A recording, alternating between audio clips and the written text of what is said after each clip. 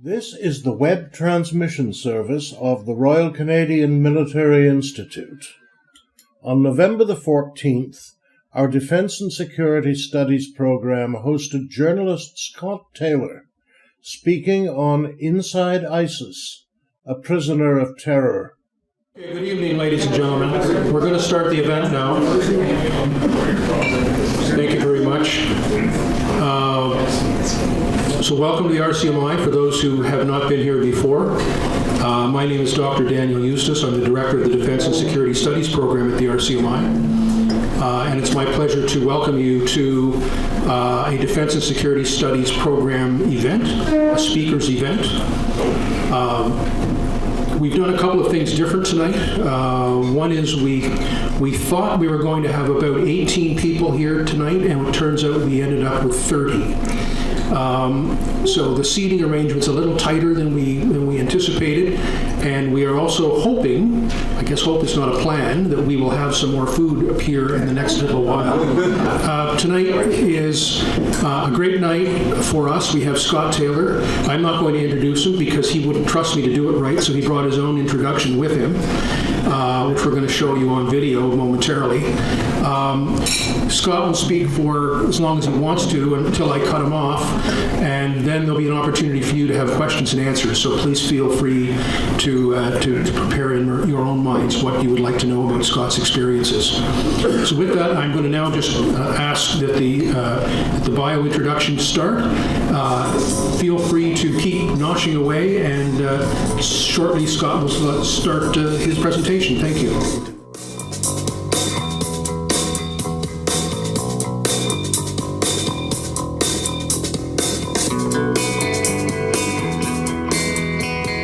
Scott Taylor has been called the voice of the grunts. He's a former soldier who covers war from the point of view of the troops, and that's made him a thorn in the side of the military's top brass for decades. Taylor grew up loving the military, spent 4 years as a private before launching a magazine called Esprit de Corps. Now, that was back in 1989. At first, it was just something for soldiers to read on Canadian military planes. It was funded by the Defense Department, and Taylor figured it was a way for him to travel and stay close to the action. He reported from wherever Canadians were stationed, and soldiers started telling him stories that didn't really match the official military lines. Taylor told those stories, and he felt the heat. Within a couple of years, Esprit de Corps split from the Defense Department and ended up on newsstands as an independent with a new motto: plain talk and bad manners. Through the 90s, Taylor exposed corruption and hazing in the military and came to prominence with tough, uncompromising coverage of the Somalia scandal. The lack of leadership and logistic support which these troops received, it wasn't at the private level that the problems happened in Somalia. Since then, Taylor has made 21 trips to Iraq. He's covered conflicts around the world, including the Balkans and Afghanistan. It's been dubbed Mission Impossible by the people that are planning it. And he's written 5 bestsellers.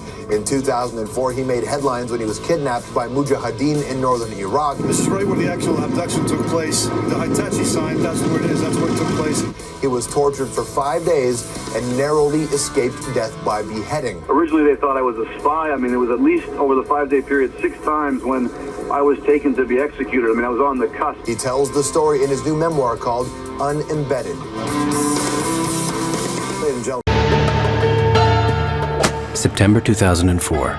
Canadian journalist Scott Taylor was abducted and held for 5 days in Iraq. His captors were convinced that he was a spy and tortured him. I remembered at that moment that I was, of course, the hated enemy. And you could see it in their eyes. I mean, they would see me knowing, what I looked like, and that individual would then immediately want to kill me. The real story of the Iraq War needs to be told. It has to be. It becomes personal. Like many of us, Scott could not let himself be defeated by the terror, by the insanity, by the personal danger. Scott returned to Iraq embedded with the American Army. He was taken by the American forces to the military base Camp Sykes near Tel Afar. Coming back here, I'm reliving it, which I don't think many people can. I mean, you can't walk yourself back through a car accident. But in this case, I'm getting in the same car, basically driving down the same highway, and being able to see where we went. The constant fighting between the insurgents and American forces has made Tel Afar a virtual ghost town. The Army has approved a budget of $8 million to rebuild the city. In the meantime, the base is a mini city of 5,000 soldiers. The American Army has succeeded in creating a virtual America for themselves and their guests in the heart of Iraq. Hot running water, round the clock, air-conditioned units. I mean, you plug in your DVD player, watch a movie at night. This is hotel warfare. You go outside the gates. This is tough. Oh, I mean, putting on all that armor and going through there, yeah. Tel Afar is a nasty little place right now. Tell me about it. Yeah, and you know it. You know, Tel Afar is a nasty little fight right now. We've had U.S. casualties. We've had Iraqi casualties. But we've also done damage to the bad guys. And I'm not going to get into the body count thing.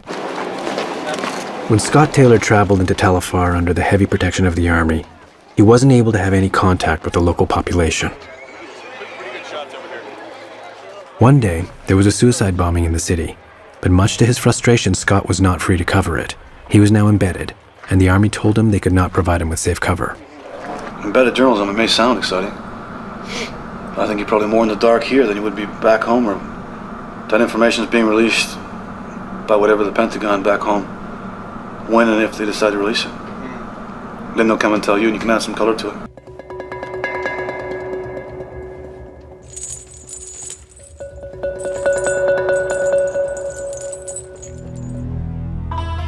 He was sympathetic or empathetic to different types of people. And I think what happens is that once you do see those other sides, you now are part of the people who know, or sorry, part of that is in your conscience. And you can't turn your back then. You just can't. And I really, really admire that about him. And it's really hard to admire that sometimes because it's at our expense, a lot of times. What I wanted to do by showing that was to sort of put you visually into the scene of what we're going to talk about tonight. That was Tel Afar. That was the war that was going on at the time. I'd gone in the year before. It was my 20th trip going into Iraq, and I was at the time accompanied by a Turkish journalist, and it was the first time with her coming in, and we'd gone to Mosul, the American base in Mosul, which I had done quite often before. I had a Canadian veteran who worked on the base there, and we met him for lunch, and we had a whole different plan of where we were going to go with this trip, and we met him for lunch, and the first thing he says is, can you guys keep a secret? And we're like, of course we're journalists. But, so he said, the Americans on Mosul were about to make a huge push on this town of Tel Afar. And he said, it's going to come in a couple of days, but you don't want to be anywhere near there. And if anybody in this room knows me, they know that's exactly what you shouldn't say to me. And we grabbed a taxi. It wasn't easy, but nobody wanted to drive there. All they kept saying was Mujahideen, Mujahideen, like they knew that there was danger there. And as we approached, myself and Zainab in a taxi, people were all streaming out, coming out with all their belongings, coming out of Mosul. And we thought, well, of course, we're going the wrong direction. We're swimming upstream. But I had been to Tel Afar before. One of the few journalists who'd ever gone out there. It's a Turkmen enclave up in the northeast corner near the Syrian border. And these Turkmens are not Kurds, they're not Yazidis, they're not Arabs. They have their own Turkish dialect that they speak, which my colleague was Turkish, he could understand them. And yeah, we felt that because I'd been there before, we had a contact, a very political, he was a doctor, but he was political, Dr. Yashar.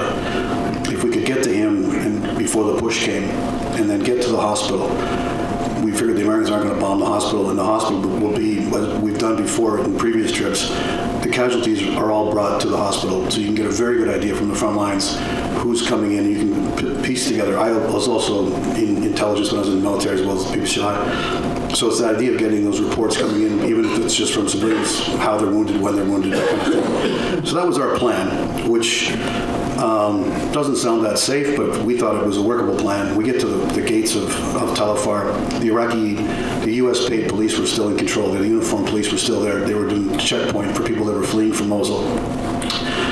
And we explained our situation. They seemed to understand who Dr. Yashar was, and they said, that's great, but you can't take your taxi in. It's too dangerous. You need to go with these guys sitting right here next to us. And there was like 3 guys in ski masks sitting in a car next to the police station. So I assume, well, our JTF2 wear ski masks, Special Forces wear ski masks. This is going to be something which is some kind of special unit. It's a dangerous place. It's going to be a Special Forces police unit sitting next to the cops. So we said, great. no charge. We jumped in, put our bags in, and we drove off. And as we drove through the city, we very quickly realized that this place was openly held by the Mujahideen. They were all over the streets. There was no sign of American forces, no sign of Iraqi police inside the city. And the weird part was our driver kept beeping at them, and they would wave back at the taxi, which you don't normally wave back at Special Forces police if you're a Mujahideen. And so we realized after we got past Dr. Yashar's house that we were not going to Dr. Yashar's house. So he took us to a compound, and immediately the mood changed. It turned out the guy in the car was actually the leader. He was the Emir. And they accused me of being a spy. They took away our cameras. One group came in almost instantly, pulled me up against the wall, and they were shouting they were going to shoot me. If you guys know a Kalashnikov, when you cock a Kalashnikov, there's no safety. You can't cock it with the safety on. So I realized at that moment, the next thing I'm going to hear is the bullet going through my head. And it's just that sudden, your knees just drop. You realize this is way over our heads, what's happening. The Emir came back at that moment and said, no, you don't get to kill him. He's mine. We're going to interrogate them first. We're going to get information from him first, which you would do with a suspected spy in that situation. So what they did agree to is they took Zainab. She was a Muslim Turkish girl. They took her away, and they took her to the village, the elder woman, to do a virginity test. Because she was traveling with a man that was not her husband, father, or brother. So they assumed that I had defiled her. And when it turned out that she was in fact a virgin, it looked better on both of us. Stereotypes work both ways. They think that we're all sex pervert maniacs, and we all think that they're all trying to get to heaven to get the virgins. So we survived, and they had a bit more respect because she said that she was traveling with me for the same protection she would get from her brother, father, or her husband. So there was a bit of a shift there. And yeah, we knew the attack was coming. The Emir he conducted a strip search and went through all of my belongings at one point, which he found my regimental coin. I always carry my regimental coin because I'm a patricia and I'm cheap and I don't want to have to buy drinks if I'm presented with a coin. So even in Iraq, I had it on me.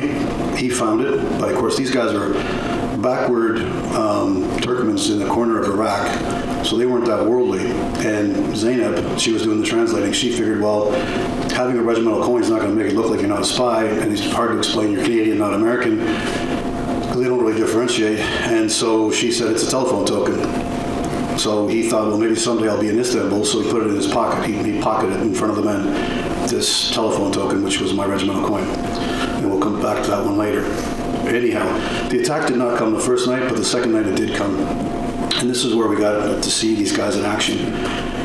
And believe me, being on the receiving end, we were on the receiving end of the American attack, much the same way that the Israeli hostages now will be under the same attack by the IDF as they're attacking the people that's holding them. So we were in as much danger at that moment from the Americans as we were from our hostage holders. So we were being held where we thought was a non-fighting position. There was a couple of old men and a boy, and they had locked us up. And they were watching it the same as we were. The night skies, you would see the tracer fire and hear the helicopters, the Apaches coming in. And these guys had no understanding of night vision goggles. They did not realize that they could be seen. So they thought they were sneaking around in the shadows up on the roofs, and the American pilots were having a field day. So they were taking them out like crazy. They were killing these guys by the dozens. And the crazy part was every time they would hit a position, they would explode or they would pound it. As soon as that settled, all of the Mujahideen would take up the cry of Allah Akbar. Our guys, even in our position, they would jump up to their feet and just scream it out. And they're just so emphatic, Allah Akbar, Allah Akbar. I said to Zainab, you do realize it's their guys getting killed. It's like they're cheering a goal in hockey. But it was their own guys. And she explained it's because they're cheering the creation of their martyrs. And they truly believed it. So they were getting hit, and as they got killed, our guys, we get medals for bravery, and we want to put them on a uniform and be able to walk around and wear them when we're done. These guys were cheering the fact that they were just simply getting killed in battle. The next morning, another example of that, we got the Emir who had taken my coin. He had been killed, much as you would expect. The Americans had been planning the attack for days, so we could hear the drones all day long up there. We knew they were watching and watching. So we figured that for sure his vehicle was a target, and it was. That's how the Americans started the attack, by taking out his Jeep with a Hellfire. So he's dead, and he had, before he died, made a promise that he was going to set me and Zainab free. He had checked out our stories. He was going to let us go just after we defeat the Americans. So Zainab was happy. I wasn't so happy because we didn't think we were getting released anytime soon. And it was during that battle that night that we realized at one point when these fighters came to the door and knocked, and they came in with their unloaded RPGs, and then they opened up one of the other warehouse doors in this garage, and they put their flashlights on, and they went in there and rummaged about, and I realized we were sitting on the ammo dump. They had put us there, and I had thought that they had done that deliberately as human shields, and years later when I contacted the American commander who had led that attack, I said, "I'm sorry about ruining your plans." And he said, "What are you talking about?" He said, "We didn't know where the ammo dump was, and if we did, we wouldn't have cared if you were there." So, but it was an unnerving for me that there was in fact fighting as close as it was to us. Anyhow, in the morning, the Emir is dead, so a different group takes us, and they blindfold us, and they're rushing around, because the Americans are still, choppers are still in the air, they're still flying around. They take us to a place which was a cellar of a sort, kind of a bunker, and it was near a barn, because every time, if you ever tried to walk or be pushed along with your hands tied behind your back and you got a blindfold on, you fall down. It's not that easy a thing to do, especially on any kind of slope. And every time I fell down, I seemed to fall in either sheep shit or cow shit. There was some kind of shit.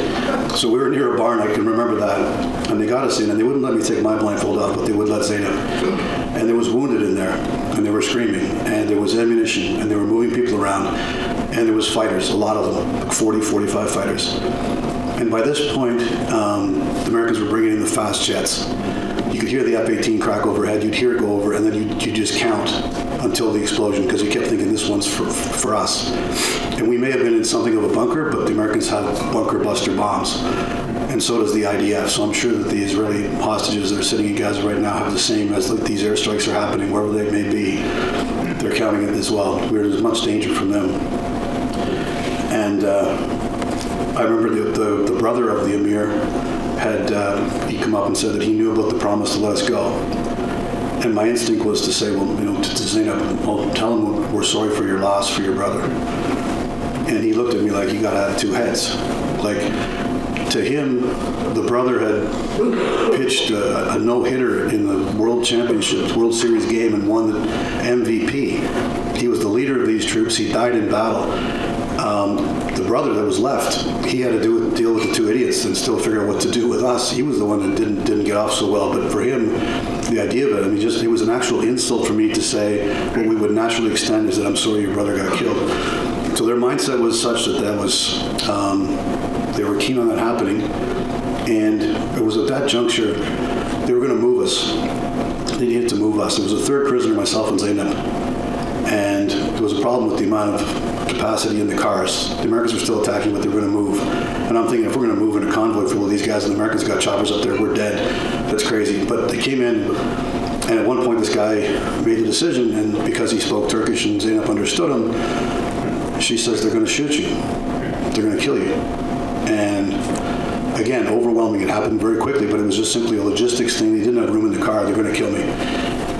So I told Zainab, I said, tell them no blindfold. I don't want a blindfold.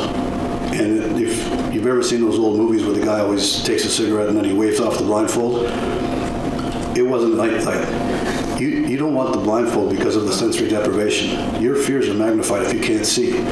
It's for the person shooting you that you take away the humanity by putting it on. So as she's telling them this, they're putting the blindfold on, and it was those red and white checkered headdresses that they wear is what they use. They're very multi-purposeful. They can use them to tie your hands. They can use them to tie your head. And at some point, Zainab remembered. I don't. But at some point, I turned to her and I said, "Tell my son I didn't cry. Tell my son they didn't break me." Now, I don't remember doing that. And I also remember, shortly thereafter, all I could think of was consuming as to the fact that I'm about to die. And I'm just going to go out there. So they now put a gag around my eyes and just through my mouth. So I got this guy's head sweat in my mouth. And they put a sandbag over my head, too. And apparently one of them came in, and he'd lost people out there, and he was just really, really angry. And he came in and started to beat me. And really hard. But I had no sense of it. I heard Zainab yelling, but it was like she was a kilometer away. And I'm inside the sandbag with my blindfold on, and this guy, I was hearing these dull thuds, but it didn't register. No pain registered. Nothing. It was nothing. And I guess what happened was the game grew stale because I wasn't reacting to it. I wasn't even uttering any grunts or anything. I just wasn't feeling it because of the enormity of what was going through my brain is that I'm about to die with a bullet through me. And anyhow, it turns out they found room in the trunk for the third prisoner, and they put him in there. And we all took off at breakneck speed out into the desert, about 12 vehicles, maybe 40 fighters, and somehow we got through the helicopter screen and got out, and as Mujahid team do, they decided to have a group prayer. I guess it was midday. And all of our vehicles were full up, chock-a-block full of munitions. There was grenades rolling on the floor in our compartment. There was artillery shells. There was detonator cord. There was all kinds of plastic explosives. They all were packed to the gills with explosives. So once they had done their prayer, they took all the stuff out of the most vehicles and put them all into two and turned those into vehicle-borne IEDs. And then the two guys that were going to drive them got in, and there was a big cheering session for them to drive back into the city because the Americans had started their ground attack. They were using Stryker armored vehicles. So these things were going to be used as rolling torpedoes to take them out. So I had the unusual experience. When we hear about VBIEDs, I saw how hastily they made them, and I saw the guys that were crazy enough to drive them. And our group cheered them until they were out of sight, which you guys have military affiliations. You can say, okay, so soldiers cheering, soldiers getting killed, they believe they're going to heaven. This guy believes his brother's in heaven. These guys are making VBIEDs. They're cheering on the guy to go back and keep fighting the good fight. What was really disturbing from that experience was in the bunker. There was a woman. She was a mother of a 17-year-old and a 15-year-old. And she was, I guess she was like the cook or the nurse, and she was helping out. She was down there, and she was yelling, and Zainab could understand her. And what she was doing, her 15-year-old had been killed the night before in the battle. And she was yelling at her 17-year-old to get out into the fight and get himself martyred because his brother was too young to be alone in heaven. And that, if your mother's in the room, it's going to be like, that's just crazy. She would want her second son to die. But if you think about it, if you truly believe, as she did, that that's where he was going, her instinct would be for him not to be alone, which was just astounding. And Zainab is a moderate Muslim from Turkey, and she couldn't understand the mindset. But if we extrapolate that to the extremists in Hamas, we always just blame it on the warriors. It's not. There are women out there that are encouraging that as well, and because they believe just as deeply. In fact, I would suggest even more deeply if they're prepared to lose two sons just so they'll be together in heaven. So that was interesting insight. I promised you guys personal insight into torture and the fear of being killed. And the brother, his name was Mubashir, he knew about the promise, and his brother was a Muslim promise, but now he died in battle. It was a martyr's promise.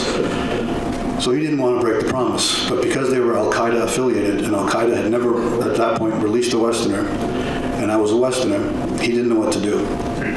So at one point, it was a couple days later, they took us into the city of Mosul, and there they had a bidding war.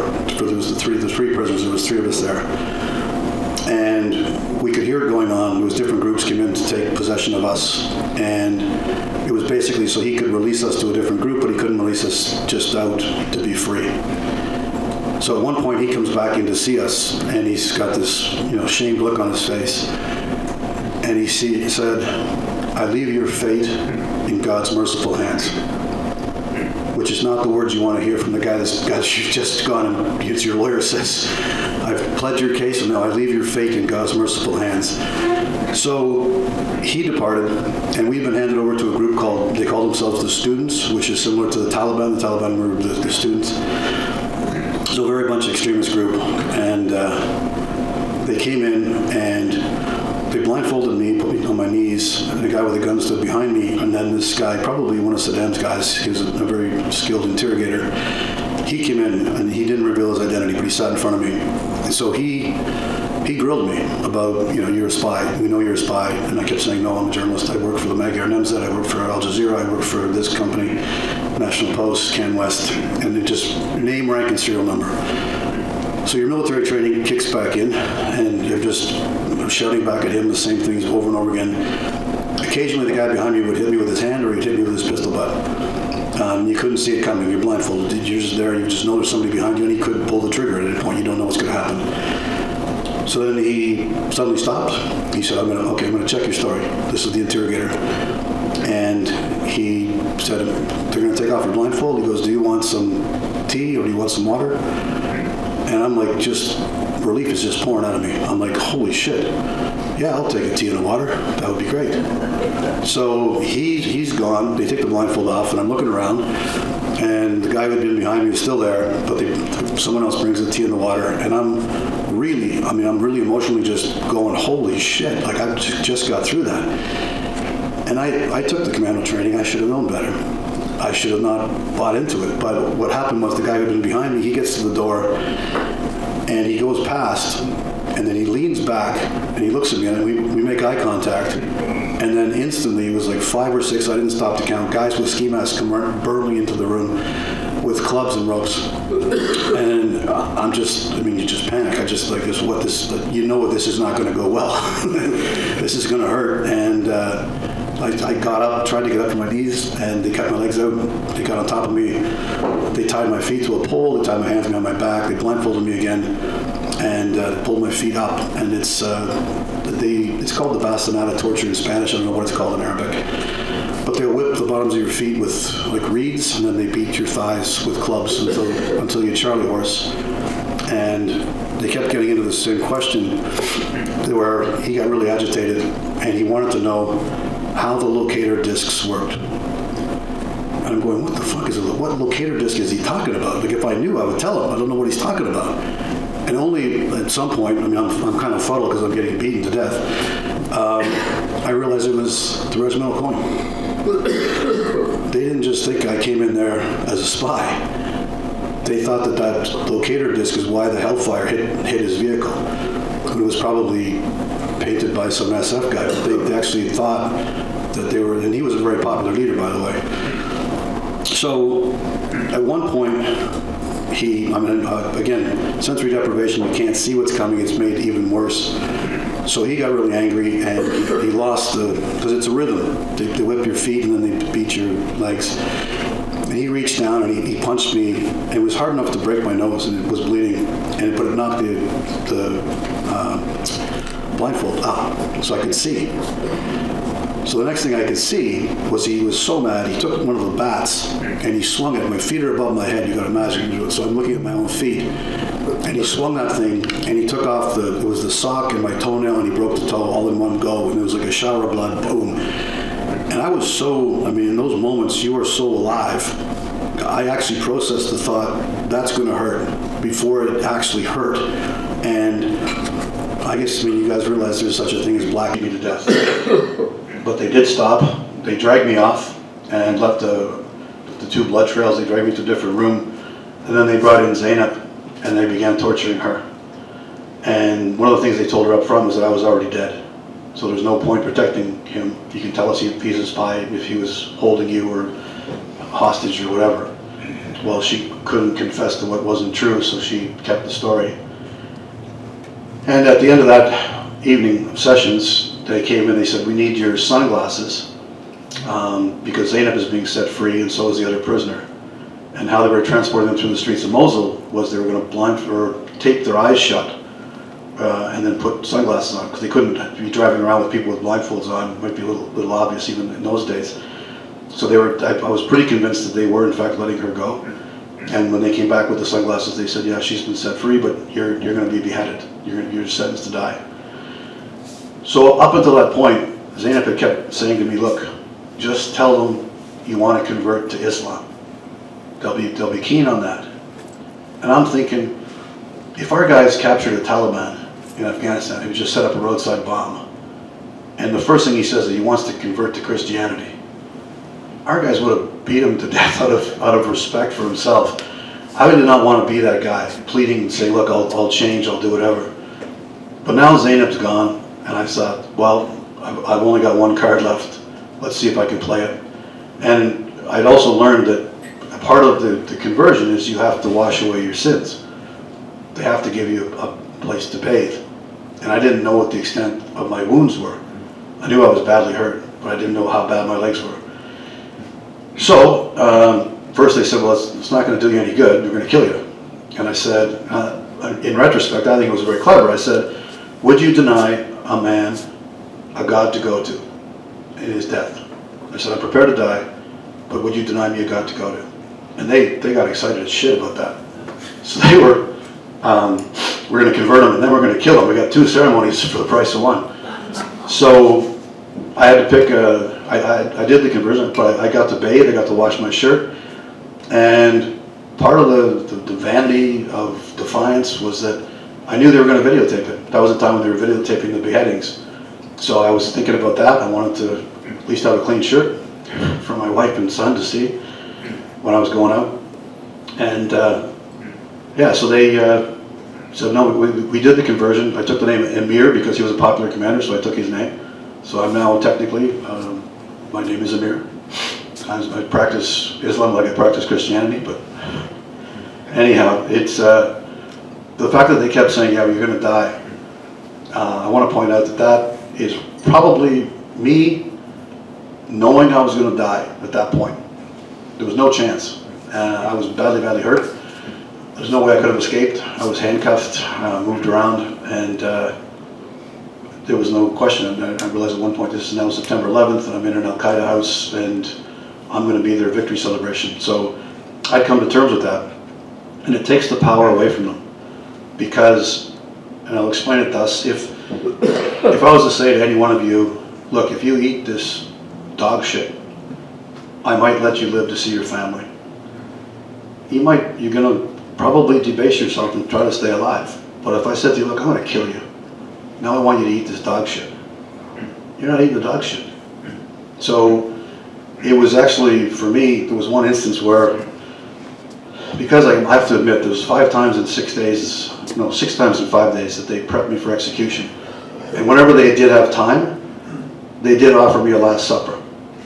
That was generous of them. I didn't want to have the heart to tell them I didn't have any appetite, but they would send out for food and get you something to eat, much as you would on death row. So anyway, this was after eating a number of my last meals and not having had a chance to actually go to the toilet. I'm chained up on this guy's sofa bed, and there was times when he was my only guardian, and I would ask him Tuvalet for the toilet.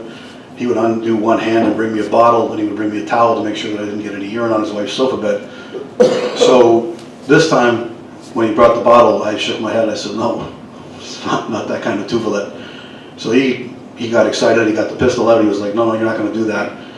And when he realized I had gone to my side and I was making myself comfortable, he realized I was about to shit on his wife's sofa. And he was not a hardened soldier. He was just some guy that they dumped me on to guard until the execution. So he's probably seen a couple of James Bond movies, and he knows it's always when they take the guy to the bathroom, he escapes. So he's thinking, I don't want to do this. I don't want to be that guy. So he was really antsy, and he followed me into that toilet with the gun. And I went at gunpoint, with a gun pointed to my head, and I couldn't bend my legs to get down to the hole in the thing, so I made a mess. I'm sure there was points in that proceeding where he wanted to pull the trigger just because you could see his eyes watering, but he thought it was some kind of trick. But when we came out, I got a glimpse of myself in a mirror, and my execution was going to be a couple hours away, and there was a big razor in the sink. And he was yelling for me to, he was freaking out, like, get back in the bed, get back, go climb in, I'll handcuff you. And I said, no. And I washed and I shaved just the sides and just to trim, to make my beard shaped. And the whole time he's screaming, and he's got the gun, and he's yelling, and he's gonna pull the trigger. I know he is. But I'm like saying, okay, what's the option? I can wait 2 hours and have him cut my head off. And there was a couple times where I had to consider how long that would take and what the pain would be like. And well, there was one point the 2 of us were going to be beheaded. I did the cowardly thing and I said, I'll go first.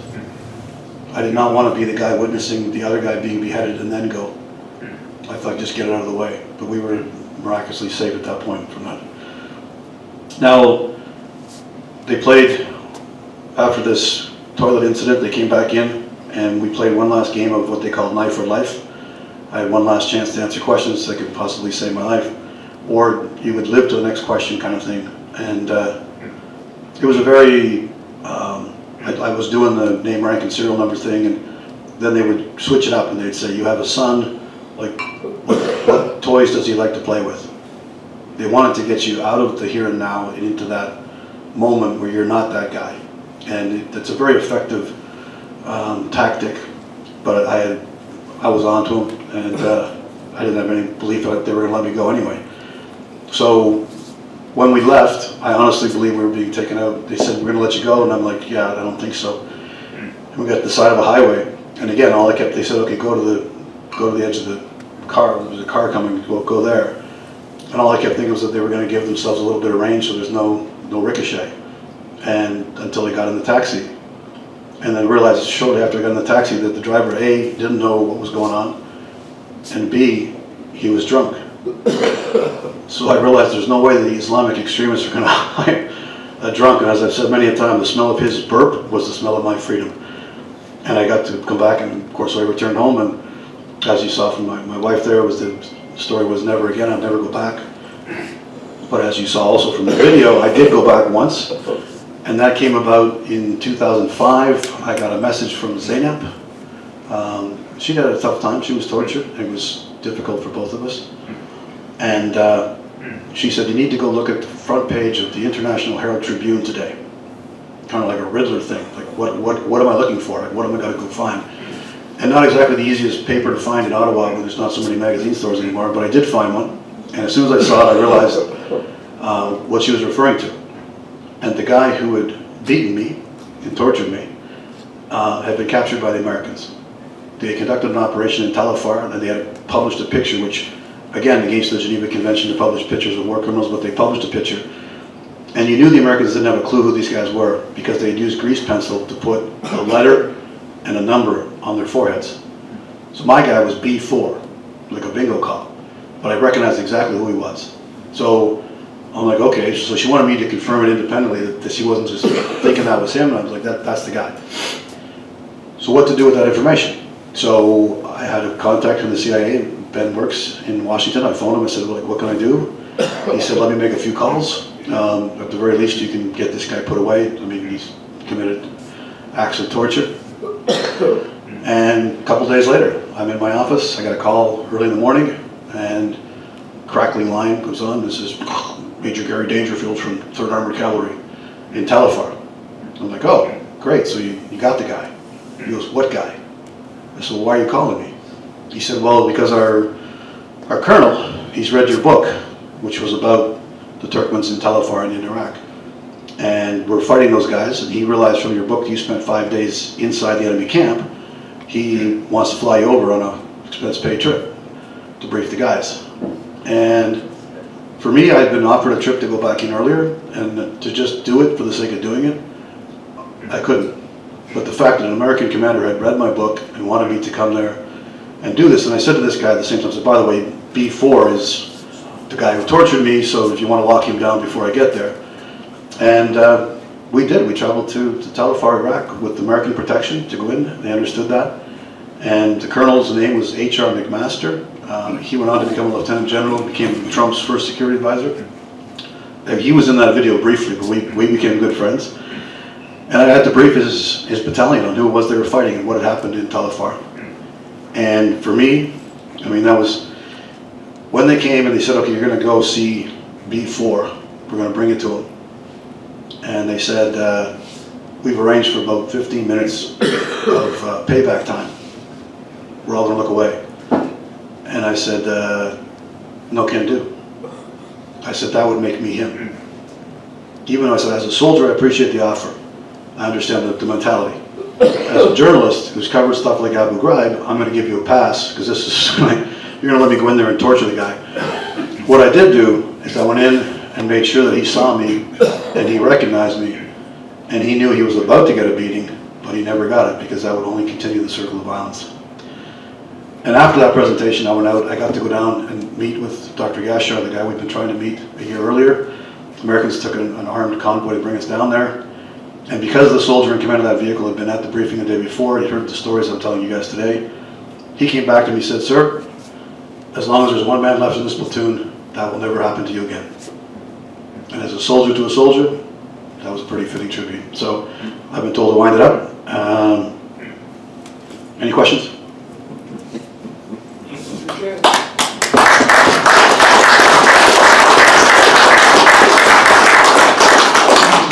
Two. Go ahead.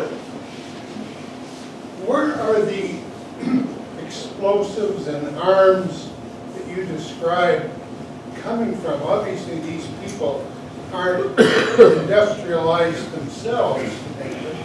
Where are they coming from? So there was two sources. One was that Saddam had huge stocks of material, a lot of it old Soviet-style stuff or Yugoslav stuff that they'd had before. And when the Americans invaded in 2003, one of their failures was to secure all the weapons caches that were left. They didn't have enough troops.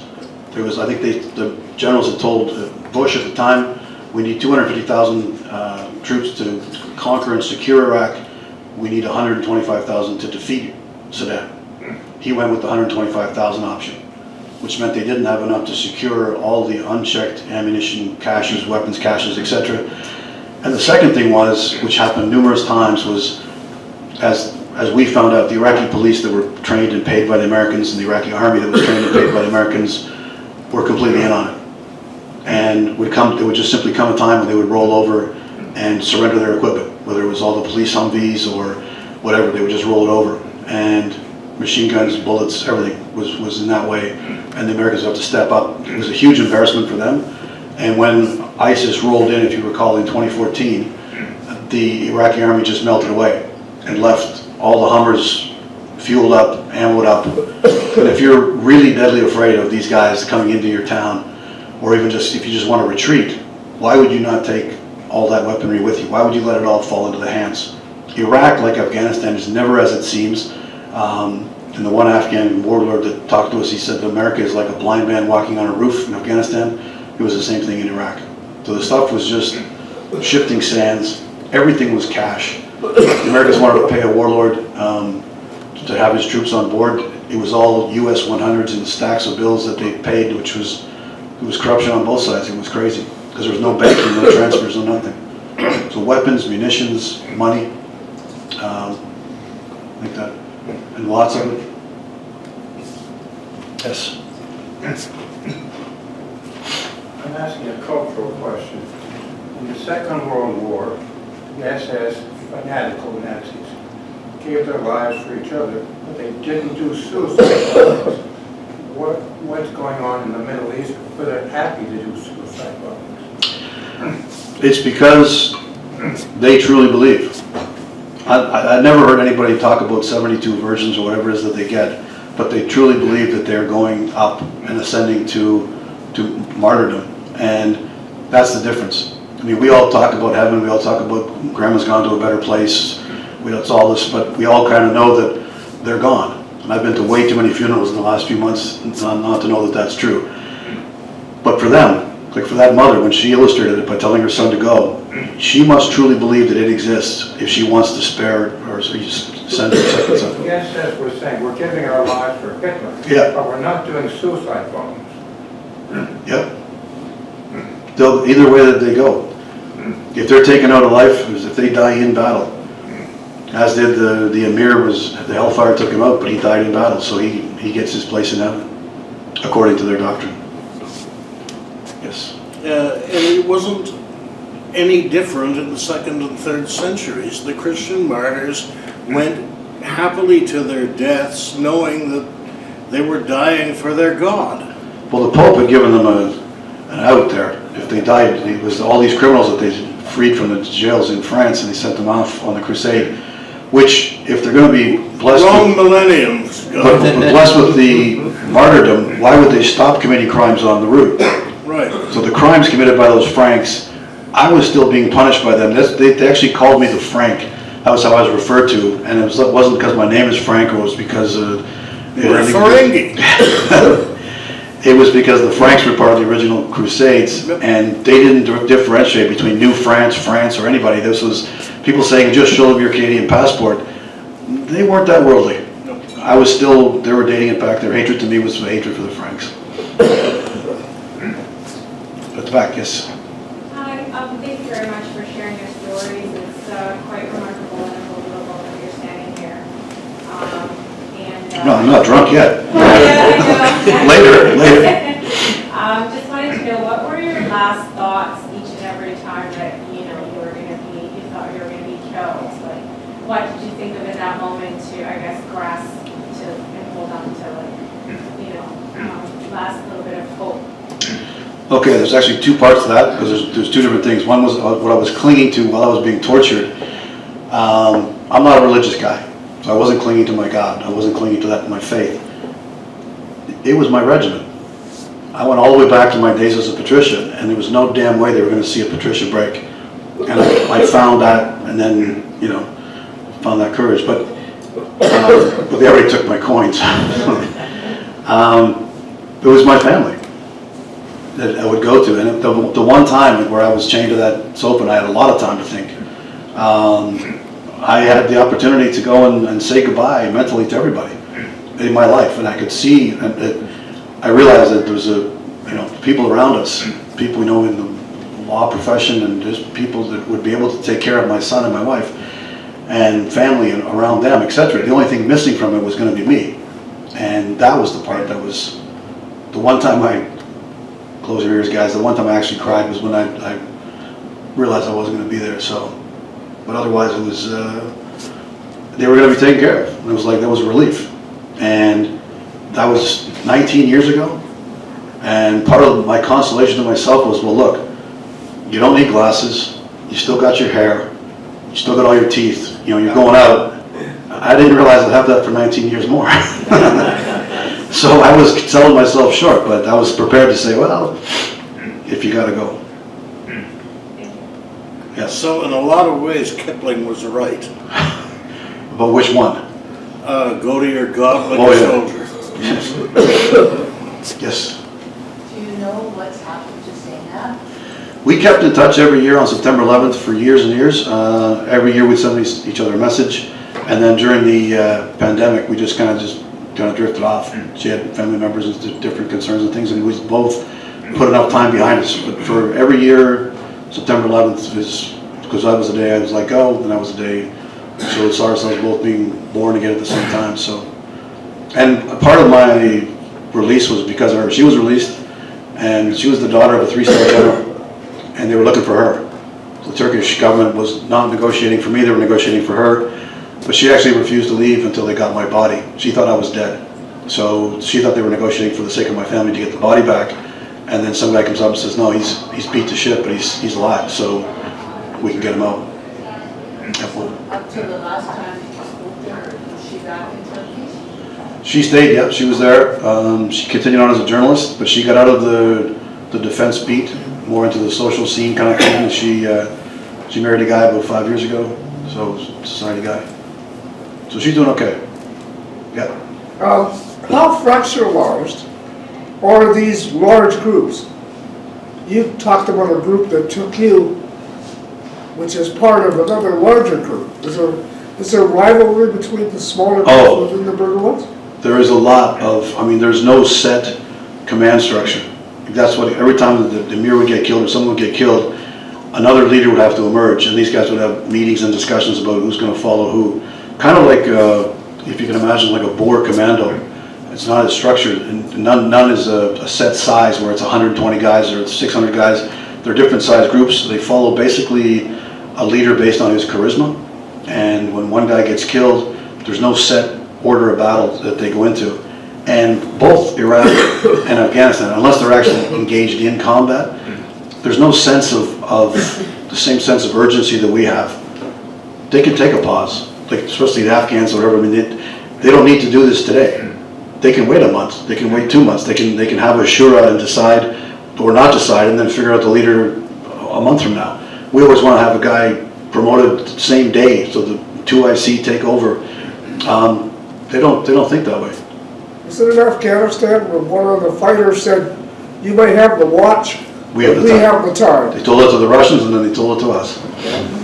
You have the watches, we have the time. At the back? Scott, I wonder if you can offer some insight into what we're seeing today with respect to the Gaza and IDF and sort of the public narrative that's being expressed. That one is a really touch button item, and that's the thing. It's hard to comment in any way. People say, "Oh, we want a ceasefire," and then one side says that means you're anti-Semitic because you're not letting us take our revenge, and the other side it's like, well, just doesn't. If you're not directly involved, a ceasefire seems to be where people stop getting killed.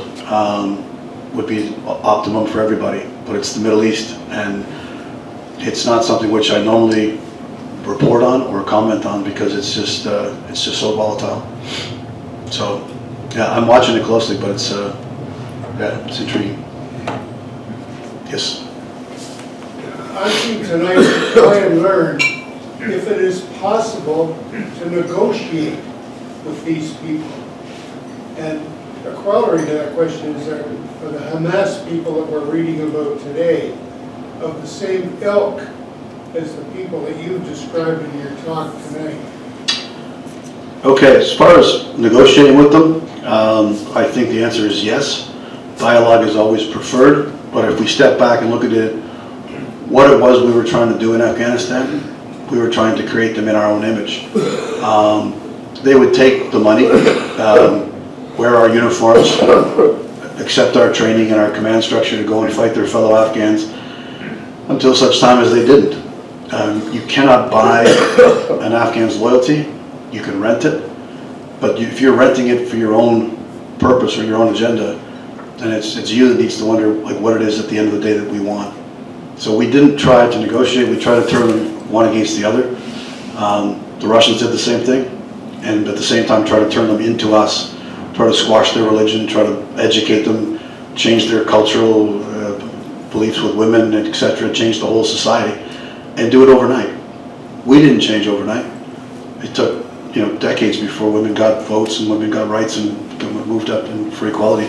We were trying to do it to them instantly.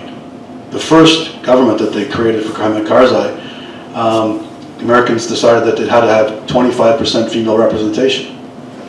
There's not many Western democracies that have achieved 25% representation, but we were going to do it overnight in a base where women had not had any education or any positions in society. But that was our goal, because it was our goal to do that, so we just simply imposed it upon them without any common sense.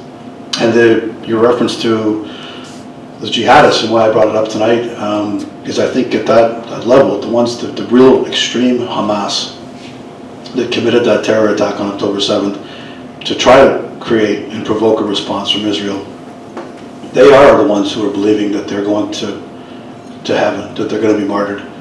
And unfortunately, they're going to be taking a lot of the people who don't believe. They're still Muslim, but they just don't believe as deeply as they do, taking them with them. So, those guys that were in Tel Afar, the average Turkmen in that town, the first time, during the first fight, the fight that I was involved in, they had a lot of support from what they called the moderates. And they joined and helped these guys. And the second time, when McMaster went in, because he had read my book, and because I introduced him to Dr. Yashar, and because we actually had the Americans negotiate with the moderates stepped aside, and they left the Ansar al-Islam guys to fight on their own. Almost the way that, if you guys have, anybody seen Braveheart? Mm-hmm. The movie when the Scottish lords turn their back and leave them on the field? Yep. They left the Ansar al-Islam on their own and walked away with a deal. And it was McMaster who tried to make that happen. So again, I was part of those negotiations. It was a very small corner of Iraq. And if my books and my association with McMaster and what we tried to do saved some lives, then it was worth it. One more question, please. One more. I guess that's it. Okay. Thank you for your attention.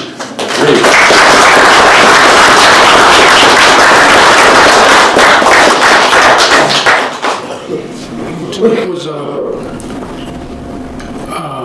the sort of story that we don't necessarily hear about all that often. It's a personal story. So, when I'm instructing students at the Canadian Forces College on defense policy, it's all up here. It's all concepts, it's doctrine, it's theories. But you really have to come down to the personal level to understand what the effect of war is really all about. And tonight, Scott has been kind enough and brave enough to share the story that he shared with us. So, on behalf of you and on behalf of the members of the Royal Canadian Military Institute, I want to thank you very much for sharing that story.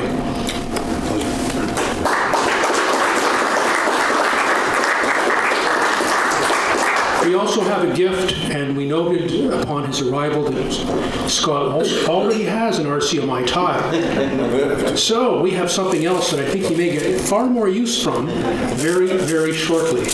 Not the sacred beer mug. It could be the sacred beer mug. So thank you very much. Great. So thanks very much for coming out tonight. I hope you enjoyed it. Keep your eyes peeled for future events. And can I ask you a favor? Can you please sign up for these events earlier rather than later? It would really help our planning a great, great deal. Thank you very much and have a pleasant evening. See you at the long bar downstairs.